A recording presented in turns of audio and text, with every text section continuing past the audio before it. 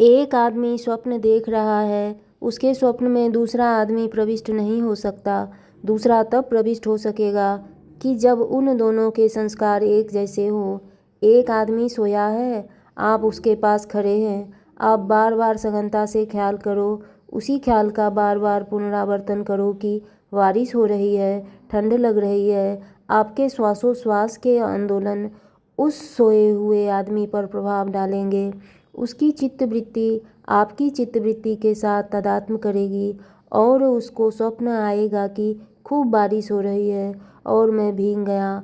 मूर्ख आदमियों के साथ हम लोग जीते हैं। संसार की दलदल में फंसे हुए, पैसों के गुलाम, इंद्रियों के गुलाम, ऐसे लोगों के बीच यदि साधक भी जाता है तो वह भी सोचता है कि चलो थोड़े रुपये इकट्ठे कर लूँ, नोटों की थोड़ी सी थप्पी तो बना लूँ, क्योंकि मेरे बाप के बाप तो ले गए हैं, मेरे बाप भी ले गए हैं और मेरे को भी ले जाना है।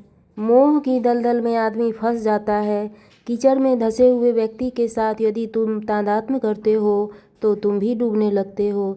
तुमको लगता है कि ये डूबे हैं, हम नहीं डूबते, मगर तुम ऐसा कहते भी जाते हो और डूबते भी जाते हो। बुद्धि में एक ऐसा भ्रम घुस जाता है, जैसे तैसे साधक को ही नहीं, अर्जुन जैसे को भी यह भ्रम हो गया था। अर्जुन को आत्म साक्षात्कार नहीं हुआ और वह बोलता है, भगवान तुम्हारे प्रसाद से अब मैं सब समझ गया हूँ, अब मैं ठीक हो गया हूँ। भगवान कहते हैं, अच्छा ठीक है, समझ रहा है, फिर भी दुखी सुखी होता है, भीतर मोह ममता है। 11वें अध्याय में अर्जुन ने कहा कि मुझे ज्ञान हो गया है, मैं सब समझ गया, मेरा मोह नष्ट हो गया। फिर 7 अध्याय और चले हैं।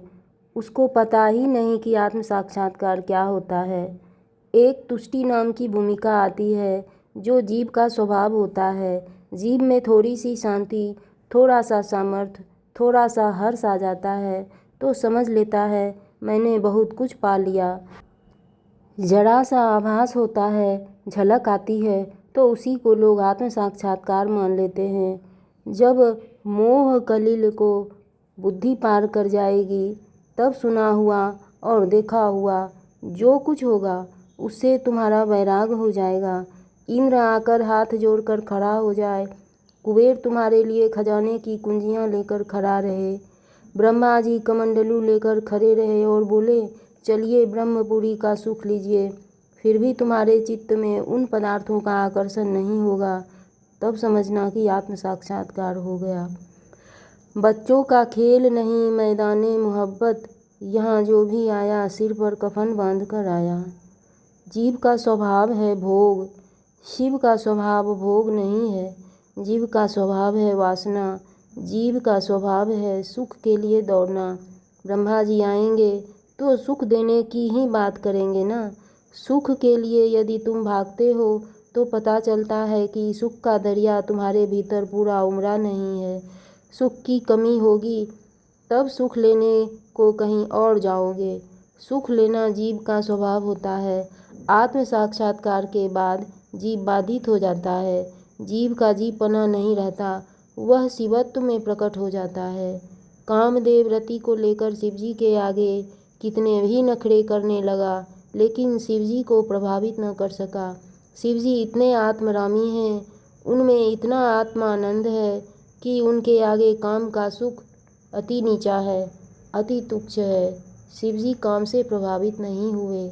योगी लोग, संत लोग जब साधना करते हैं तब अप्सराएं आती हैं, नखरे करती हैं। जो उनके नखरे से आकर्षित हो जाते हैं वे आत्मनिष्ठा नहीं पा सकते, आत्मानंद के खजाने को नहीं पा सकते। इसलिए साधकों को चेतावनी दी जाती है कि किसी रिद्धि सिद्धि में, किसी प्रलोभन में मत फंसना।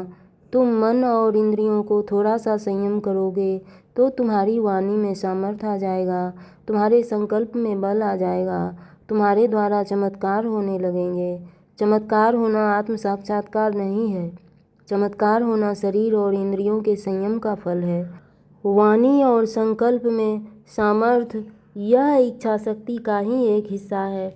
तुम जो संकल्प करो उसमें डटे रहो। तुम जो विचार करते हो उन विचारों को काटने का दूसरा विचार न उठने दो तो तुम्हारे विचारों में बल आ जाएगा। शरीर को इंद्रियों को संयत करके जप तप मौन एकाग्रता करो तो अंतःकरण शुद्ध होगा। शुद्ध अंतःकरण का संकल्प जल्दी फलता है, लेकिन यह आखिरी मंजिल नहीं है।